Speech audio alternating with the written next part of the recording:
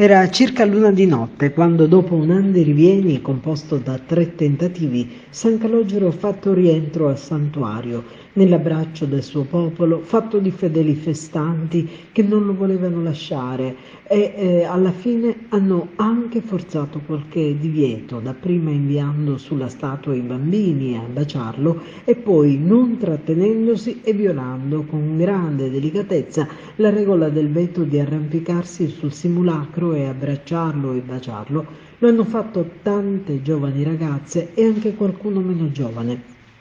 Un fiume di gente, il solito, ha accompagnato e partecipato con gioia alla serata di chiusura degli 8 giorni di celebrazioni per quel copatrono che è per gli agrigentini un santo e largitore di grazie, ma è anche l'amico della porta accanto, il complice, il compagno di sorrisi e di marachelle, che viene per questo da sempre tenuto tra le braccia, sfiorato dalle labbra, toccato da quel popolo che con lui ha un rapporto unico e speciale.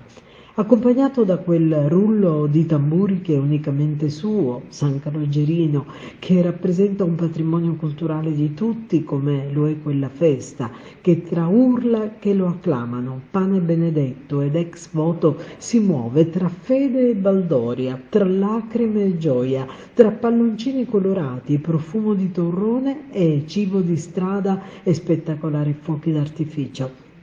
Quest'anno la novità della necessità di dare qualche regola dettata dalla normativa sulla sicurezza ha creato non poco scompiglio tra fedeli e portatori, ma tutti si sono adeguati o se hanno compiuto qualche strappo alla regola lo hanno fatto con molta misura e probabilmente anche nella consapevolezza di quanto quelle tanto criticate restrizioni sulla sicurezza avevano nel corso della mattinata salvato la vita ad un fedele colto da infarto cardiocircolatorio.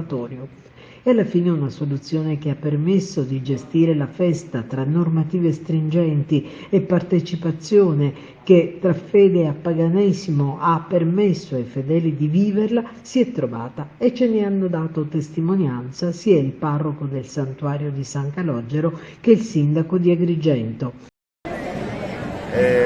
Con orgoglio possiamo dire che tutto quello che è stato prescritto dalla questura e dalla prefettura è stato rispettato, quantomeno in parte dai portatori, dalla popolazione forse un po' meno, ma di fatto tutto sommato è stata una gran bella festa. San Calogero ha riabbracciato nuovamente Agrigento, è stato portato per le vie della città, c'è stata un'affluenza di persone anche per tutte quelle che sono state le attività che abbiamo proposto in santuario, momenti di preghiera, di adorazione e quant'altro, e di conseguenza sono ben felice di dire che l'edizione 2023 è andata parecchio bene. Un tuo parere? Si è conclusa stasera la festa di San Calogero, penso che si conclusa in maniera molto positiva. Ringrazio le forze dell'ordine per il grande supporto che ci hanno dato, ma ringrazio anche i portatori perché sono stati eccezionali, ordinatissimi,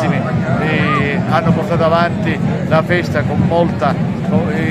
sollecitudine, ma anche in maniera molto educata. Ringrazio anche tutta l'intera cittadinanza, penso che anche per quest'anno siamo soddisfatti. Nonostante le restrizioni che ci sono state, lamentele, insomma. Le restrizioni sono dovute proprio per la sicurezza, anzi se non ci fossero non sarebbe possibile effettuare queste manifestazioni. Archiviata la festa, resta l'attesa di quanti lo hanno pregato e la speranza della sua potente intercessione per ricevere le grazie che hanno chiesto. Resta il profumo del buon pane al seme di finocchio, il rullo dei tamburi e la musica della zingarella che lo accompagnano, le immagini dei sorrisi di un popolo in festa che prega e partecipa alle celebrazioni mettendo da parte moderazione e severità che sarebbero idealmente elementi di una manifestazione religiosa. Resta dunque quel popolo che nella sua semplicità dell'esserci si lancia in invocazioni richiamando la sua attenzione ad alta voce, che da chiamamo con aiuta a Evviva San Calò squarciano il vociare intenso dei fedeli